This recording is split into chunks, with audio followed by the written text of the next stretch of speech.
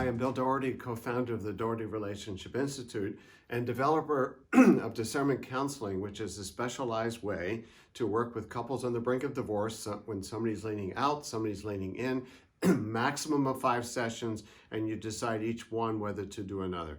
So it's this this container here, this sort of emergency container for couples on the brink of divorce.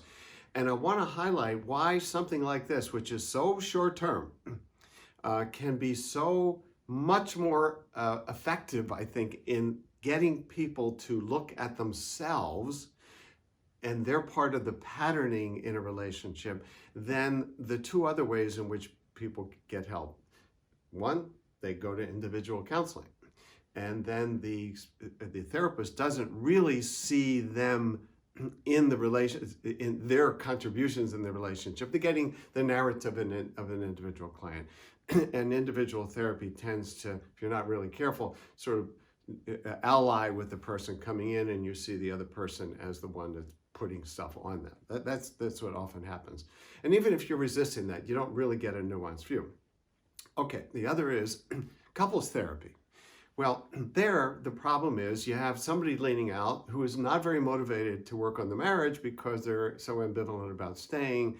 Maybe they tried therapy before, and you get this really unbalanced, this therapy. And that it often kind of falls apart because of lack of motivation on the part of the leaning out, or the leaning in one gets desperate. And so that's why I created Discernment Counseling as an alternative to couples therapy, sort of like pre-couples therapy, okay? With the goals being clarity and confidence about a direction for the marriage. And the direction might be a divorce, or it might be to do serious couples therapy, or neither of them, okay? So it's a special container.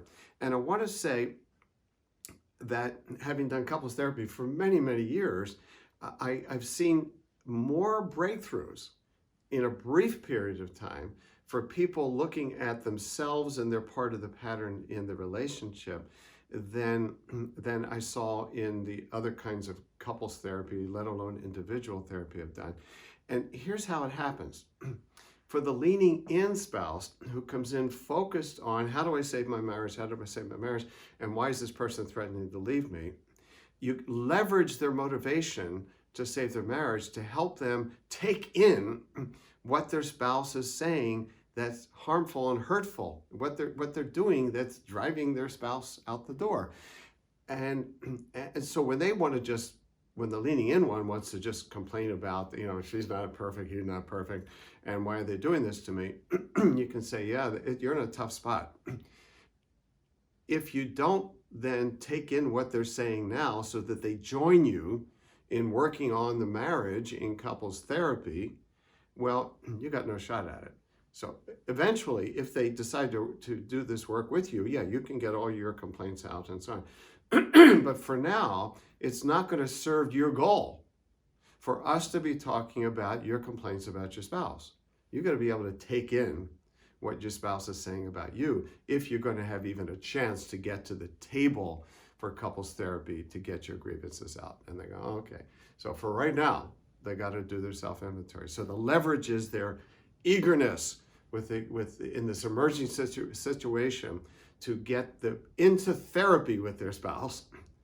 And that means they have to take in and do a self-inventory. Now, with the leaning out spouse, the goals are, and we repeat this over and over, clarity and confidence about a direction. We talk about 3 paths.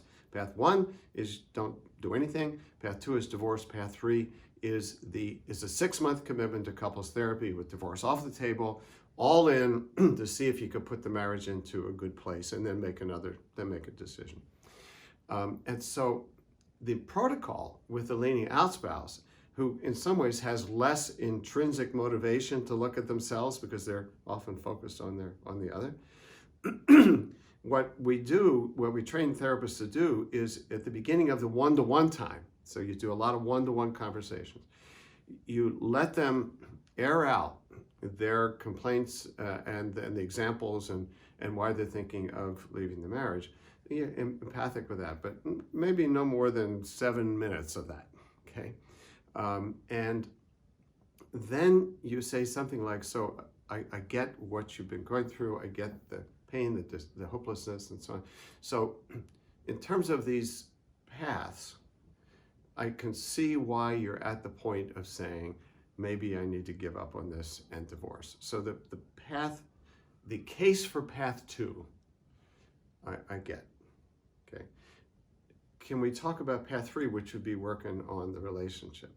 So you're shifting. If they go back to complaining about the other person, you just repeat. Now, I get your complaints there, and so this path 3 would mean working on yourself as well as, and then you start to do the shift to how do you see how you may have contributed to the problems. It takes 2 to tango.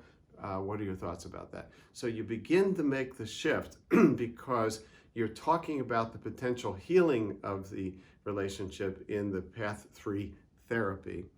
And you have, because of the urgency of this, you can basically cut off continued complaints about the spouse, which, by the way, in individual therapy, you can spend months and years on that puppy. And in discernment counseling, we have a way, and part of it is the short-termness of this, okay? Like, I get why you want to leave. I get the pain. Can we now talk about the possibility of working on it, and what would you bring to that table? So it's an interesting kind of experience then I've learned in discernment counseling to have something a lot briefer, a much bigger crisis, and be able to get further faster on people looking at and taking in their part of the patterning in the relationship, doing their own self-inventory in the midst of this critical moment.